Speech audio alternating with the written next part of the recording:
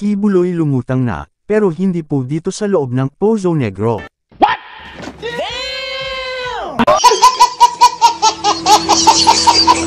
Ayon sa post sa Facebook ng kalihim na si Benhur Abalos, ay nahuli na ang KOJC leader na si Apollo Kibuloy kasama pa ang apat netong co-accused, na may kasamang larawan ni Kibuloy. Itinanggi naman ito, ng isang attorney ni Kibuloy, na si Attorney Ferdinand Topacio, kusa daw sumuko ang KOJC leader sa Intelligence Service ng Armed Forces of the Philippines. Nako, babay na sa reward na 10 milyon para sa PNP. Kusa naman pala Nagpasalamat naman si Chief Police ng Davao Region na si Police Brigade, General Nicolas Torre III, sinabing tama daw ang ginawa ni Kibuloy. Maaalalang inireklamo ng mga bagong member ng KOJC ng pang-aabuso si Apollo Kibuloy na pinabulaanan naman ni Kibuloy at sinabing gawa lamang ang lahat.